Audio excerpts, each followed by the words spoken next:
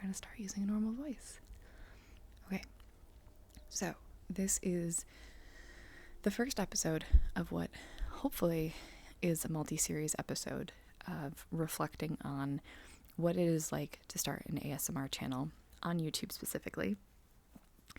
And I'm creating this because I wish that there was more discussion or conversation, or really just resources around what this process is like and what the experience has been like. So the first few episodes, I imagine, are going to be talking more about the technology setup as well as the high-level plan of really how to settle into a specific process. So what does that look like in terms of themes and soundscapes and different specific triggers, the sort of style of them as well. And then hopefully at some point we get to talk more about some of the bigger picture goals and the community building and kind of how we can work towards that. So, big stretch. Okay, we have a co-host here. I cannot guarantee that she'll be in future episodes of this. This is just her new spot. Yeah, this is your new spot. Okay, so let's jump into this. I have a few different points here.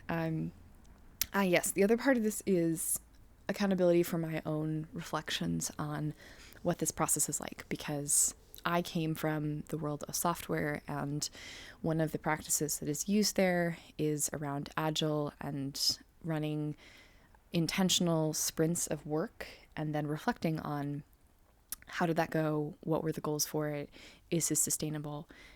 So that's the goal, is so that we've just finished sprint 1 of creating ASMR videos. So the goals, let's start with those. The goals that I had for this past week was, 1, to test out what is the process of actually making and uploading an ASMR video. I was not experienced with that before. I think I had a lot of overthinking in my head that was happening in terms of how to do this and what was the best way and what did that look like, and it got really overthought for quite some time. So that was the first goal, was just to practice making videos. And the goal was to post and record every single day. That didn't quite happen, but I think it was most of the days, like something like 4 out of the 7 days from when I first posted a video on this channel.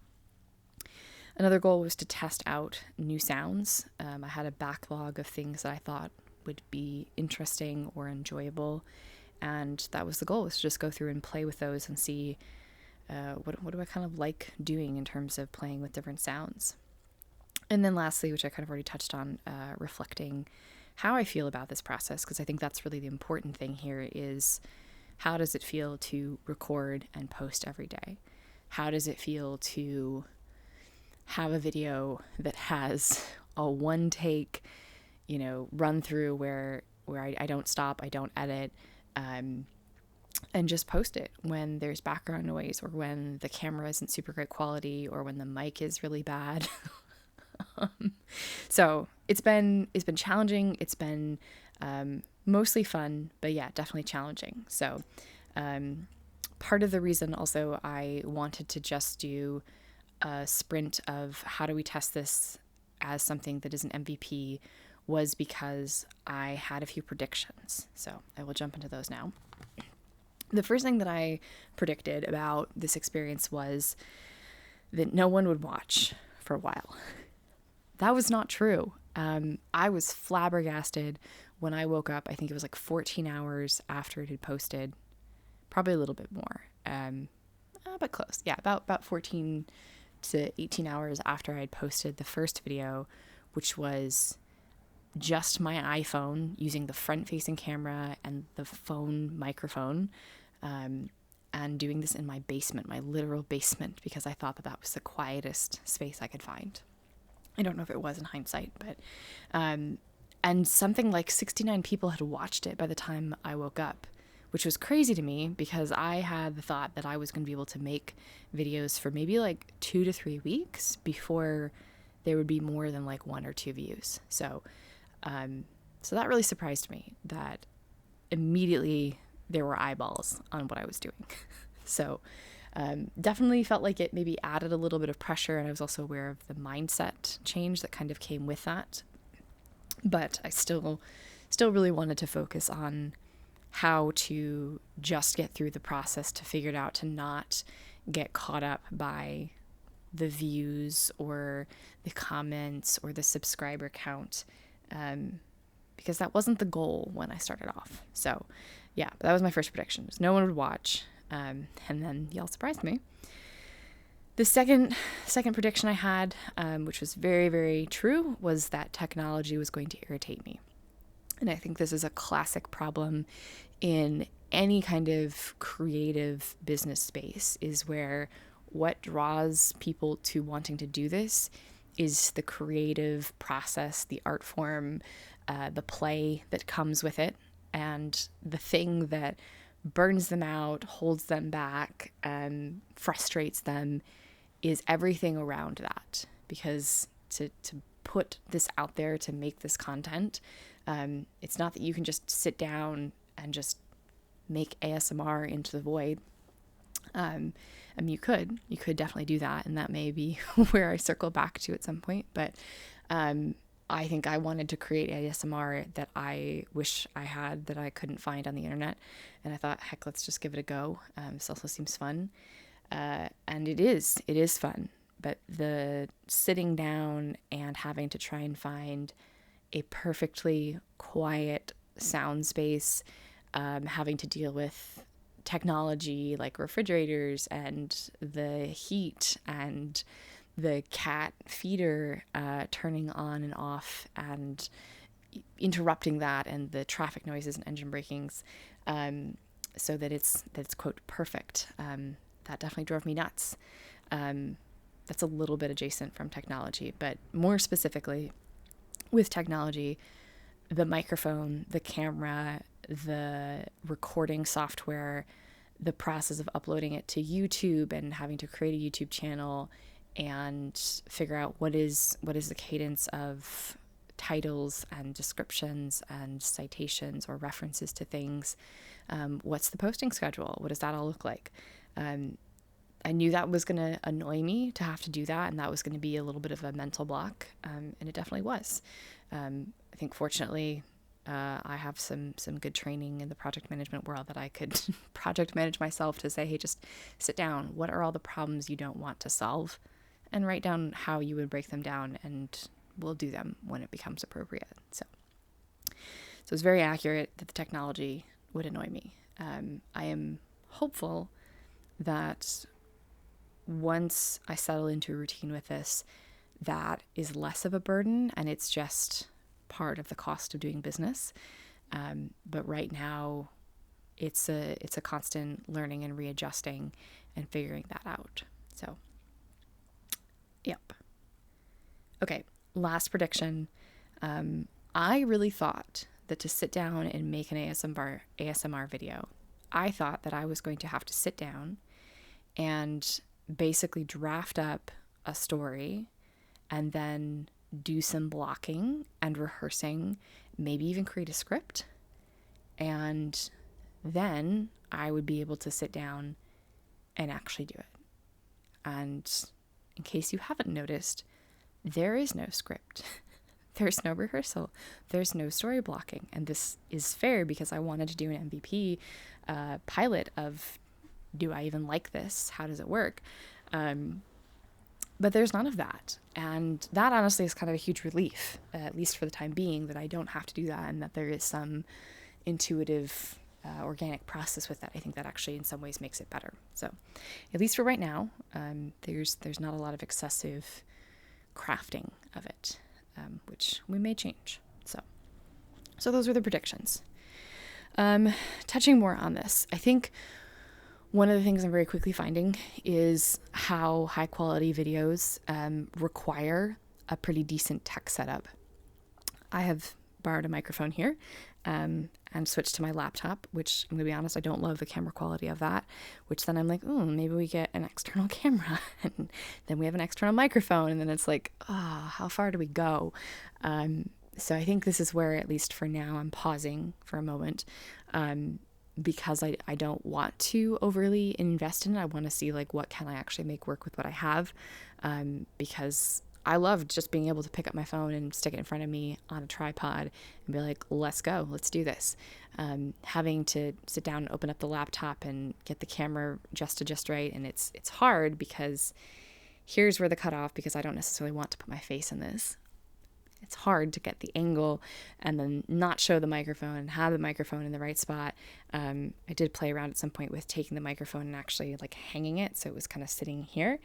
I was like, oh yeah, I see why people have these like fairly complex to really complicated setups that make these really, really nice ASMR videos. So I think it's still possible to do it with just like a phone and a basic microphone. I mean, that's kind of what's happening here. It's just a MacBook and whatever this mic is. I don't actually know. HyperX. I think it's like there's a model number after it. But so yeah, it is possible to do it pretty simplistically, but I see where the quality of content really goes up the more you invest in the actual setup for your hardware. I can't actually speak to the software side. That's one that still kind of drives me nuts, that I'm not sure how to address it at the moment. And I also don't have an interest in addressing it, so it's going to be backlogged. Yeah, kind of all wrapped into this, making the tech do what you want, and specifically the software do what you want. I think that's been the thing that is like, I again don't want to put the effort into figuring it out at the moment, but it is something where I can see in the future I will probably have an interest in what is possible and what is feasible. And right now, I am a little daunted by that, of trying to figure out what is it that I want to do and what are the things that need to be Googled and videos that need to be watched. So that is probably going to get backlogged until I'm really certain that it would add value to my experience of doing this and make that more enjoyable, or it would be fun to see viewer reactions to that. So cool. Alrighty. I touched on this a little bit already, but the impact of doing this. Number one, the algorithms do not make sense. Again, like 69 views in like 18 hours, like what the hell? This is on an iPhone in my basement. Why did people watch that? Why was that shown to people? I don't know. The second video did not perform as well in terms of view count. And then I think it was the third or the fourth video has over 400 views at the time of recording this. And I can't help but wonder if that's because it has anxiety in the title, because I don't think anything else about it was particularly out of left field in terms of the content itself, or when it was posted or anything else. And there was other videos around it before and after that did not perform as well, and they also didn't have anxiety in the title. So the impact and or how these videos do or don't get reach, I don't understand, and I can see how it becomes a numbers game really easily based on really small, subtle things. So something I may try doing, this probably will not be for a few iterations, will be to remake certain videos and try just changing little things like, when did we post it? What was the title? What did we show? What was I looking like? All sorts of little things like that. I might actually test that out to just see like, where do those videos end up getting fed then? I don't really love that from a user consumption point of view. I think that's messy and chaotic. But from an experimentalist side, that does sound kind of entertaining to see if we can kind of figure out loosely what's going on there. So the other thing, impact-wise, it said this, the number of views surprised me. Like I said, I really thought that I would have at least a week, if not closer to a month, to just kind of exist off in an anonymous corner of the internet. Apparently that is not how that works on YouTube. So that definitely surprised me, getting traction so quickly, especially that people subscribed. Like, why are people clicking the subscribe button? This is something that confuses me, especially to like one video or two videos or three. And that's probably more of a reflection of me, that I'm very much a late adopter, where I'm going to go watch probably 10 videos from somebody before I'm like, okay, I guess I'll subscribe. But you're kind of in a probation period. And if I don't like the next few videos that come out, like, I'm going to unsubscribe. And a couple times a year, I'm going to go purge. So it's like a tough bar to meet. But to the early adopters, thank you. And I think that's actually a good transition then into some of the bigger picture goals. So one of the things that I am hopeful to do with this is to actually build a community of people once I pick a lane, because right now it's all over the place. So pick a lane is goal number 1 in the big picture. And then number 2 is to build a community around that hopefully can then feed into paid memberships on Patreon that focus around different types of content or potentially custom ASMR. Because I think this really was what I wanted, is how could you create ASMR that was for a specific person or was for a specific group of people that basically had upvoted what kind of story do you want to be told? What triggers do you want to be in this video? And how do we co-create that together? So that's a big picture goal, is to see, could we get to a point where people can basically have their own story told, and that's the thing that they have and get to listen to every night before they go to bed, or in really specific situations. They've just got that thing that's just for them, that has like all the sounds you do like and none of the ones you don't. Shout out to mic brushing. Cannot stand that. Anytime someone puts those scratchy, like white noise deafening sounds in there like that, bail. So yeah, how could we create videos based on people's like individual specific preferences? So if you are an early adopter, it is also in my mind to keep track of those folks and say, how do we reward you for being early on the train, and how do we make that engaging and fun and rewarding for people to be part of that community space, especially when it's so early on. And like I said, it's spaghetti at a wall at this point. So if you're here because it was inaudible whispers, if you're here because it was the weird themes that I had, if you're here because you thought it was whatever, I can't promise that it's going to be that in even another month or however long this continues, because it's right now it's a blend of me figuring out, what do I enjoy, what is sustainable for me, and what do people resonate with, and how do we find the people that resonate with. Which in hindsight, I'm realizing this probably would have been good to reflect on before launching the channel, because if you can really hone in on that, then the algorithm like knows how to feed it to those people. So that probably was a misstep, but I think that was also my miscalculation, assuming that nobody was going to see this for a few weeks, that I would have some time to figure out what is my lane that I'm going to sit in before it would really start to take off. So maybe that's a suggestion if you're starting your own YouTube channel, is to maybe do some practice videos to kind of figure out, like, how much talking do you like doing? What kind of sounds do you like playing? What kind of stories do you like telling? How do you find a place that's quiet enough to actually record it if you live in an urban setting? Yeah, that's been a tough one. So, all right. We've talked about goals for this week, some of my predictions, technology, the impact of them, what are my big picture goals, zooming in a little bit, some of my reflections from this week, so my starts and stops. Let's go from the stop bucket here first. Too much talking. I realized that yesterday when I was making a video. I realized that as much as I like talking ASMR videos and I kind of enjoyed being chatty, I realized I'm doing all of that.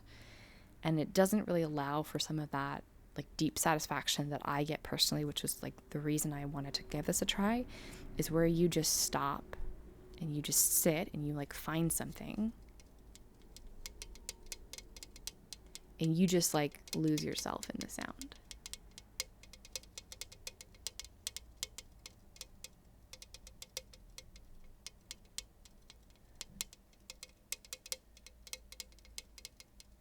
almost treating it like an instrument where you're trying to optimize for a specific tonal quality, and you become like almost obsessive about how do you evoke this same tonal quality over and over and over and over, so much so that it can become predictable, that when you want this note or this sound or this intonation, you can get just that without having to be like, whoop, I like scooped into it. If you're a brass player, you probably know what I mean with that. Or a vocalist, perhaps, or that might be a similar kind of analogy.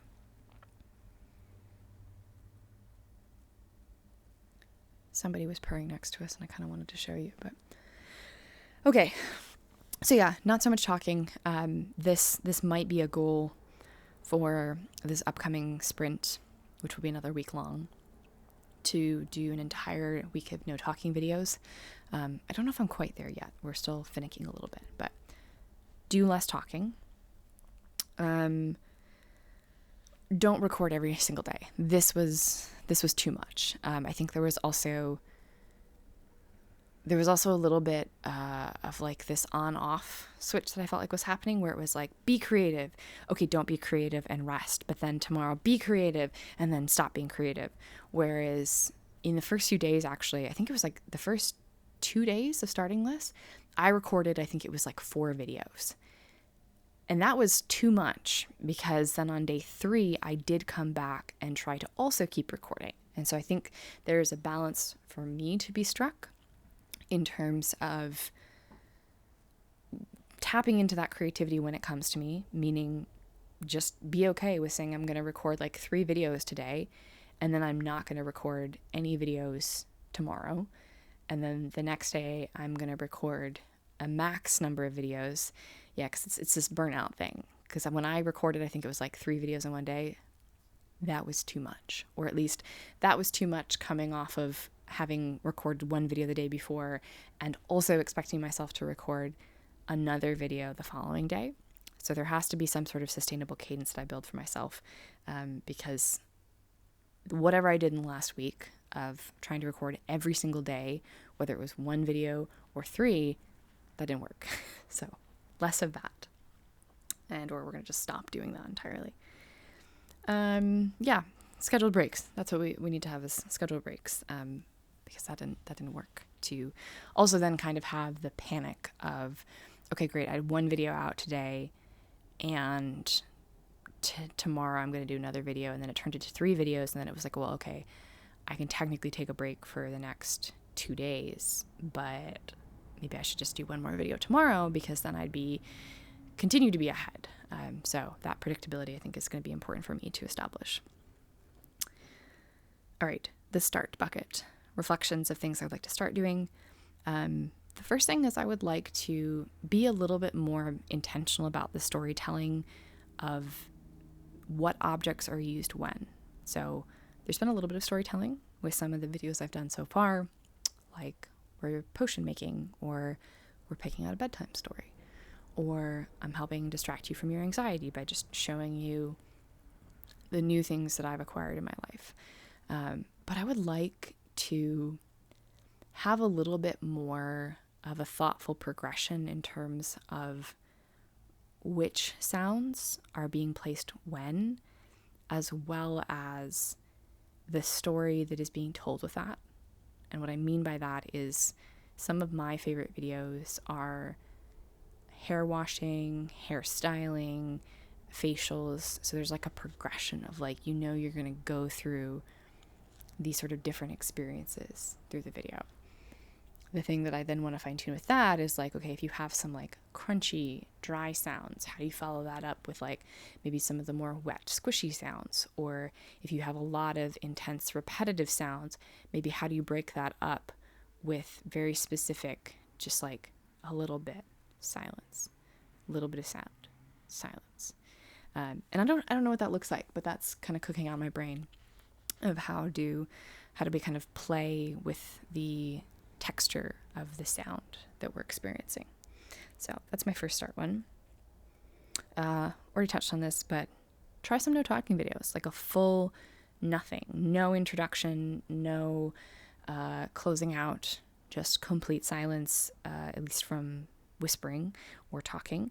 And like I was saying, just kind of immerse in the tonal quality of the sounds that are produced and just kind of really find like, what is that sweet spot for me personally?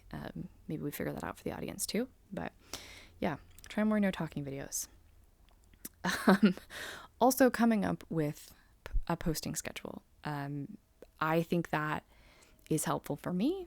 One, because of the consistency. If I know here's my deadline for the day, and if I miss it, that's okay. But just saying, okay, great. Then how do we prep something for the deadline tomorrow?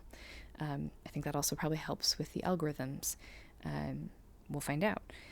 And then, yeah, my other note is to finish testing the different sounds that I have like pinned. So I have a pile of things literally in a chair. Somebody's being way too cute. She stopped purring again. Bummer.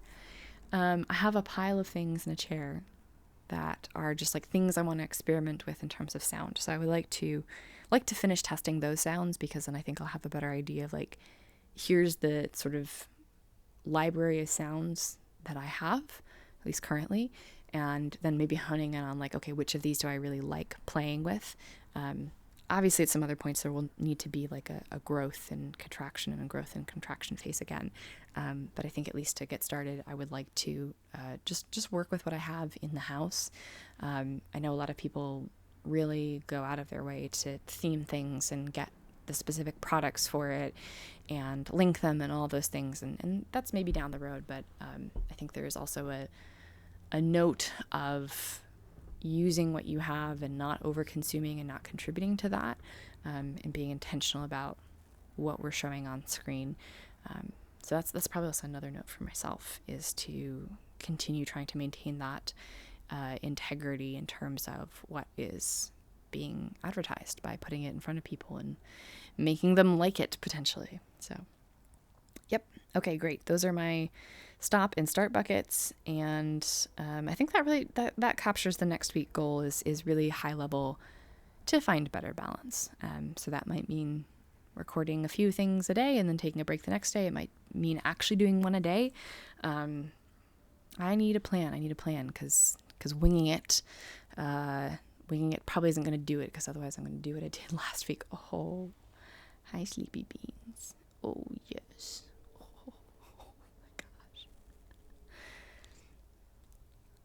A prediction for next week might be that we have to find a new spot to record, because somebody is pretty thrilled about the blanket being on the coffee table. So, yeah, predictions for next week going into this, mostly for myself. Predictions is that the view count, the subscriber count, the whatever YouTube metrics, that's going to be all over the place. That's my first prediction, is it's going to continue to be inconsistent.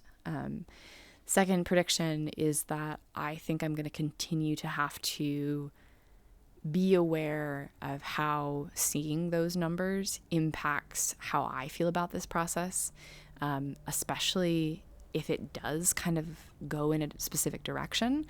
That to me feels like it could be a buildup for feeling let down as soon as it changes directions. So that's going to be my prediction, is that I'm going to continue to have to manage my own expectations, be aware of how seeing numbers are going to impact me, and just be aware of those feelings, and be really honest with myself about how that is influencing my approach to making videos. Honestly, I wonder if there's a way to actually hide those. Like, I understand that's useful and helpful, but I didn't want to see those for the first month or so.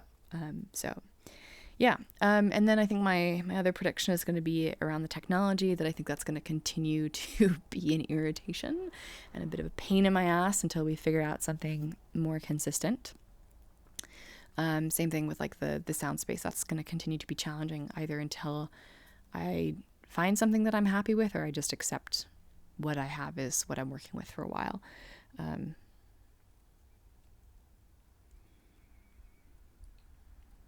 I think that's it. I don't know that I have any other predictions off the top of my head, but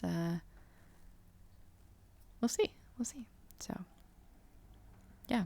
All right. If you have made it to the end of this, I would be curious if any thoughts, any questions, any insights came up for you if you listened to this.